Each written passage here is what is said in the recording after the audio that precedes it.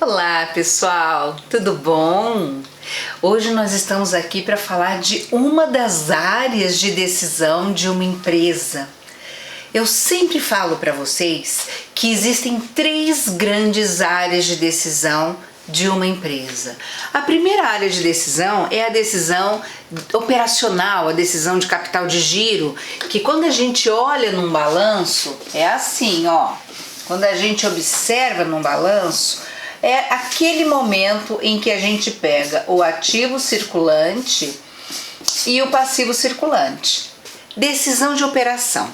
Quando as coisas estão acontecendo, quando os indicadores estão corretos, quando a gente consegue trabalhar com a operação de uma maneira eficaz, de uma maneira efetiva, nós começamos a pensar em outras possibilidades, em ampliação da fábrica, a gente começa a pensar em quais são as próximas ações que nós vamos fazer de investimento numa empresa. Então essa é a segunda grande área de decisão, que é a decisão de investimento. E a terceira decisão é a decisão de financiamento, quem vai pagar por isso. Então, ó, ativo circulante, ativo não circulante, os investimentos, passivo não circulante, patrimônio líquido. Então aqui eu tenho a estrutura de quem vai pagar. Aqui eu tenho a minha operação, então ativo circulante, passivo circulante. Aqui é a minha área de investimento.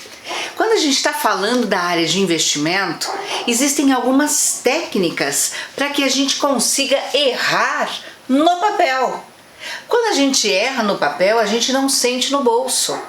E a ideia é essa, que a gente consiga estabelecer premissas corretas para que a gente possa prever antecipadamente os resultados futuros. Então, quando a gente fala de investimento, técnicas de investimento, existem algumas técnicas que são muito conhecidas e eu particularmente vou falar de três técnicas com vocês. Eu vou falar sobre payback, vou falar sobre valor presente líquido, vou falar sobre taxa interna de retorno. Vou falar sobre esses três. Quando a gente está pensando em payback ali na tradução é pagamento voltar, payback, retorno do pagamento. Quanto tempo demora para esse dinheiro voltar? Quando eu utilizo essa técnica do payback, eu utilizo pensando rapidamente quando eu terei de volta esse valor desse investimento.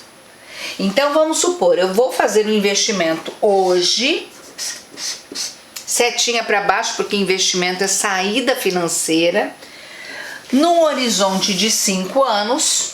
Então hoje, por exemplo, eu vou fazer um investimento de 20 mil, que me darão 1, 2, 3, 4, 5. 5 fluxos positivos, então são setinhas para cima,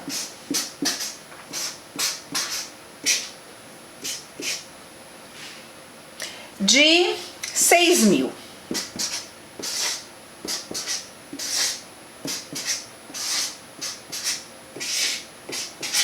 O que é payback? Ora, se eu estou colocando 20 mil aqui agora, quanto tempo demora para voltar? 1, 2, 3, 4, 5, 6, 5, 30. Então significa que eu coloco 20 mil agora e 30 mil no final do quinto ano. Qual é a conta do payback? Então, olha, 6 mais 6, 12, mais 6, 18. Então, vai pagar aqui, ó, entre o terceiro e o quarto ano. Só que qual é o problema técnico do payback? Do payback simples, porque isso que eu tô falando para vocês é o payback simples. O payback simples, o problema dele é que ele não leva em consideração o custo do dinheiro no tempo. E dinheiro não aceita desaforo. Veja, nós estamos vivendo numa sociedade, no mínimo, com uma inflação, não é? Então, se a gente não leva em consideração o custo do dinheiro no tempo, a gente está negligenciando essa etapa. E é importante que a gente reconheça isso. Segundo problema, aí eu tenho o payback descontado. No payback descontado eu levo em consideração a taxa de juros. Mas tanto o payback simples quanto o payback descontado, eles desconsideram os fluxos de caixa seguintes ao pagamento do investimento.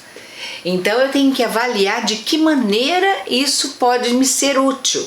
Por exemplo, se eu tenho a necessidade de ter o dinheiro de volta para um reinvestimento num período de tempo, eu vou usar o payback para saber quanto tempo demora para esse dinheiro voltar para mim, para que eu possa fazer um novo reinvestimento. Mas eu vou usar o payback simples? Não, né? Eu vou usar no mínimo payback descontado. E existem técnicas para você encontrar a taxa mínima de atratividade, para você achar quanto que é o seu custo, para você conseguir mensurar o seu custo. Então, para tudo você tem técnica. Então, eu falei com vocês agora sobre o payback. Quando eu falo com vocês sobre trazer a valor presente, que é a segunda técnica, a técnica do valor presente líquido, eu vou pegar todos os fluxos de caixa futuro e vou trazer a valor presente a mesma taxa que eu usei no payback descontado, a taxa de juros, taxa de desconto, a taxa de atratividade, certo? Então vamos supor aqui que eu esteja falando de uma taxa de atratividade de 10% por período. O que eu tenho que fazer? Para trazer esses valores futuros a valor presente, eu tenho que dividir por 1 mais I. Então, 6.000 dividido por 1,1. O segundo é 6.000 dividido por 1,1 elevado à segunda. Por que a segunda? Porque é o segundo período, é uma exponencial. No terceiro, 1,1 elevado à terceira. No quarto, 1,1 elevado à quarta. E no quinto, 1,1 elevado à quinta. Vou somar esses fluxos de caixa e vou descontar do meu investimento inicial. Se o valor for positivo, ok, eu devo fazer. Se o valor for negativo, significa que eu estou pagando para fazer. Eu tenho que excluir isso no papel. E se o valor for igual a zero, como eu já tive o desconto da taxa, ele está me pagando em cima daquela taxa. Então, ele está sendo interessante. Porém, se eu tiver algum outro investimento que me pague um valor presente líquido melhor do que zero, eu não sou boba nem nada, né? Eu vou optar sempre pelo valor que me paga mais. O grande problema aí, meus queridos, são as premissas. O grande problema são as premissas. Então aqui, como é que eu faço essa conta? Eu vou pegar minha calculadora maravilhosa e eu vou dividir, fazer essa divisão. Então, aqui, eu vou fazer de duas maneiras. Na divisão é 6.000, 1,1 dividido, aqui olha, esse 6.000, quando eu trago a valor presente, ele tá valendo 5.454,55 no ano 1, tá vendo? No ano 2, eu vou pegar esse 6.000, 1,1 enter 2yx dividido. Na verdade, o 6.000 vale hoje, trazendo a valor presente, a 4.958,68. Percebem? Simples assim. Aí eu vou pegar o terceiro período, 6.000, enter, 1,1, enter, 3yx dividido. Olha como o custo do dinheiro no tempo faz todo sentido. 4.507,89. Pega o próximo, 6.000, enter, 1,1, enter, 4yx, divide. No quarto, olha aqui, 4.098,08. Pega o último, 6.000, enter, 1,1, enter, 5yx, divide. 3.725,53. Somo isso tudo. Eu chego em 22.700 744,72. Como eu tenho que pagar os 20, vai me sobrar 2,744,72 positivo. Significa que é um VPL positivo. Então, ó, só pra gente não ter problema, eu vou somar de novo aqui e eu vou mostrar como é que faz isso na HP. 4,958,68 mais, 4,507,89 mais, 4,098,08 mais, 3,725,53 mais. Isso mesmo, ó, batidinho esse valor aqui. Na hora que eu diminuo o valor do investimento, me sobra esses 2,744,72, que é maior, é positivo, né? Ele não é um número negativo, significa que ele está pagando a taxa de juros. E que taxa de juros que você está falando aqui, professora? Eu coloquei uma taxa de 10% aqui ao ano. Estou falando de 5 anos, ok? Como calcular isso na HP? Você vai fazer o seguinte, ó. Você vai apertar o FFIM e o FREG para limpar tudo o que está na calculadora. Aperte isso aí.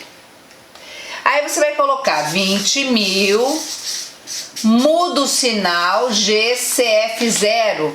Aonde é que tá isso, esse CF0? Embaixo do PV, embaixo do PV. CF0 que é Cash Flow Zero, no momento zero. Então você tá falando que você tá colocando investimento de 20 mil na HP.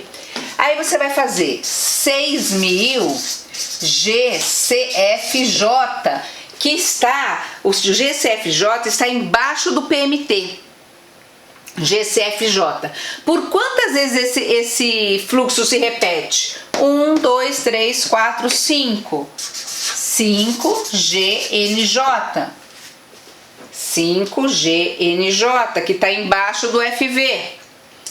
Vai colocar a taxa 10I e vai chamar o FNPV, que está acima do PV, ok? E você vai ter os 2.744,72, combinado? Então, olha lá, ó, coloca 20 mil, muda o sinal GCF0, 6 mil GCFJ, repete 5 GNJ, coloca 10I e o FNPV.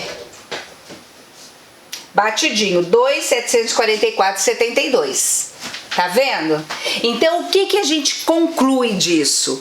Se o valor presente líquido, o NPV, ele é positivo, você faz o negócio. Se ele for negativo, você não faz o negócio. Se ele for igual a zero, você faz, desde que, como a gente trabalha no mundo de negócios, a gente só faz investimentos sempre pensando em investimentos mutuamente excludentes. O que significa? Ou eu coloco dinheiro em um, ou eu coloco dinheiro em outro. Nesse sentido, o que valeria a pena é a gente levar em consideração sempre o maior valor presente líquido positivo que a gente possa arrecadar. Terceira técnica é a técnica da taxa interna de retorno. Por este desenho que vocês perceberam aqui do projeto, ele tem uma taxa intrínseca. É a taxa máxima que ele aguenta. É a taxa que vai fazer com que o valor presente líquido seja igual a zero. Quando chega nessa taxa, eu tenho a taxa interna de retorno. Então aqui é você apertar o F e RR, que significa Internal Rate of Return, F e RR. Eu vou chegar numa taxa interna de retorno. A HP fica piscando porque ela está fazendo a conta, ela está chutando o número que vai fazer com que o valor presente líquido seja igual a zero. Ó, 15,2382. Como eu estou pedindo 10, deu positivo. Se eu tivesse pedindo 16, ia dar negativo.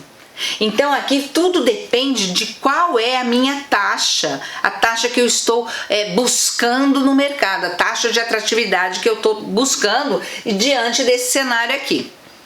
Entenderam? Então o que a gente tem que pensar? Quando a gente faz avaliação de investimento, a taxa interna de retorno ela tem alguns defeitinhos. Defeitinho número 1, se o seu fluxo ele é inconstante, tem valores positivos e valores negativos, ele vai encontrar duas raízes e ele vai ter uma dificuldade muito grande de te dar um número. Para isso nós utilizamos a taxa interna de retorno modificada, que aí eu vou explicar, eu posso explicar para vocês num outro momento. Se vocês tiverem dúvida, me mande e-mail que eu falo com vocês sobre a taxa interna de retorno modificada. Se vocês quiserem saber mais sobre taxa interna de retorno modificada, coloquem nos comentários que eu faço um vídeo específico sobre isso para vocês. E aí a gente começa a fazer análises em cima do que é possível, de quais são as premissas que vão me trazer um resultado interessante ou não, e de que maneira que a gente pode aplicar isso na nossa vida.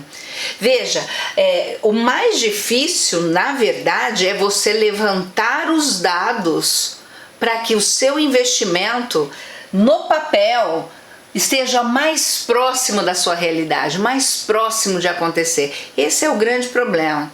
E aí as pessoas acabam fazendo premissas erradas, equivocadas e tendo resultados equivocados também.